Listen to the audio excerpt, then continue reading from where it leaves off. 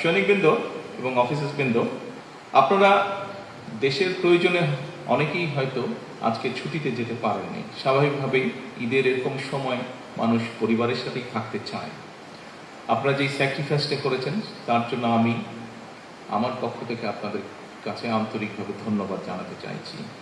দেশ এবং জাতি আপনাদের যে আত্মত্যাগটা, এই আত্মত্যাগটাকে অবশ্যই কৃতজ্ঞতার সঙ্গে স্মরণ করবে। প্রিয় অফিসার্স এবং সৈনিকবৃন্দ, আপনাদের দায়িত্ব পালন ও কল্যাণের যে যাবতীয় বিষয় আছে সেগুলো সম্পর্কে সরকার অবগত আছে। এই বিষয়গুলো আমরা দেখেছি এই ভিডিওটাতে যে আপনাদের যে সাফল্যের মাইল ফলক যেমন আছে। আমরা দেখেছি যে একটি দুর্ভাগ্যজনক ঘটনা ঘটেছিল দুটি পত্রিকা অফিসে, কিভাবে আগুন ধরানো হয়েছিল। সেখানে আপনারা কিভাবে সেখান থেকে প্রায় 18 জন সাংবাদিককে আপনারা উদ্ধার করেছেন, এটি অবশ্যই প্রশংসার দাবিদার। দেশের প্রয়োজনে, দেশের মানুষের প্রয়োজনে সৈনিকরা জীবন দেয় এবং আমরা যারা আছি আমাদের দায়িত্ব হচ্ছে সেই জীবনের সেই আত্মত্যাগকে মূল্যায়ন করা। এবং সেই মূল্যায়নের প্রথম যেই শর্তটি, সেই শর্তটি হচ্ছে আমরা সবাই যখন নিজের দেশ সম্পর্কে চিন্তা করি, আমরা সবাই নিজের দেশটাকে একটা ভালোভাবে দেখতে চাই, আমরা সুন্দর একটি দেখতে চাই। কেমন সুন্দর? সেটি হচ্ছে যে আমরা সবাই কম বেশি চাই, আমরা যে সমাজের যে স্তরেরই মানুষ হই না কেন, আমরা চাই আমাদের সন্তানেরা সুন্দরভাবে লেখাপড়া করার সুযোগ পায়। আমরা চাই আমাদের পরিবারের সদস্যরা, আমাদের বাবা মা, স্ত্রী, সন্তান, আত্মীয় স্বজন সবাই চিকিৎসার সুযোগ পান।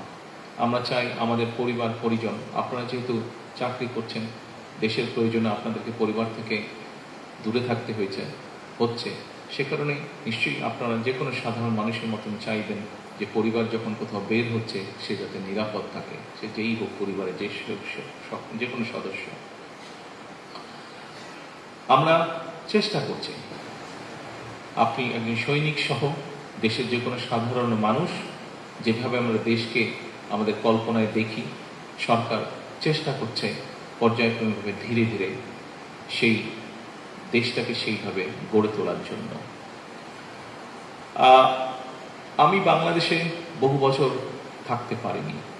কেন থাকতে পারিনি আমি সে বিষয়ে যাচ্ছি না, এবং সেই সময় ভালো মন্দ কি হয়েছে দেশে কম বেশি আপনাদের ধারণা আছে। আমরা দেশটিকে আরো বেটার জায়গায় নিতে চাইছি। প্রিয় সৈনিক এবং অফিসারবৃন্দ, আমাদের সবারই নির্দিষ্ট কর্তব্য আছে এবং এই নির্দিষ্ট কর্তব্য যদি আমরা যার যার অবস্থান থেকে সঠিকভাবে পালন করতে সক্ষম হই, সঠিকভাবে পালন করি, অবশ্যই ইনশাআল্লাহ আমরা আমাদের যে কাঙ্ক্ষিত দেশ, সেই দেশটিকে আমরা ধীরে ধীরে গড়ে তুলতে সক্ষম হব। আজকে এই ঈদের দিনে আসুন আল্লাহর কাছে আমরা প্রার্থনা করি, আল্লাহর কাছে আমরা রহমত চাই। আল্লাহ যাতে আমাদের সকলকে আমাদের উপরে যে দায়িত্ব আছে সেই দায়িত্ব উনি পালন করার তৌফিক আমাদেরকে দেন, এবং একসাথে আমাদের এই দায়িত্ব পালনের মধ্যে দিয়ে আমরা যাতে আমাদের পরিবার, আমরা যাতে আমাদের স্বজন, আমরা যাতে সমগ্রভাবে সমগ্র সারা দেশের মানুষকে নিরাপদ রাখতে পারি এবং আমরা আমাদের সেই প্রত্যাশিত বাংলাদেশকে ধীরে ধীরে গড়ে তুলতে পারি। আজকে এই ঈদের দিনে আল্লাহর কাছে এটাই হোক আমাদের চাওয়া।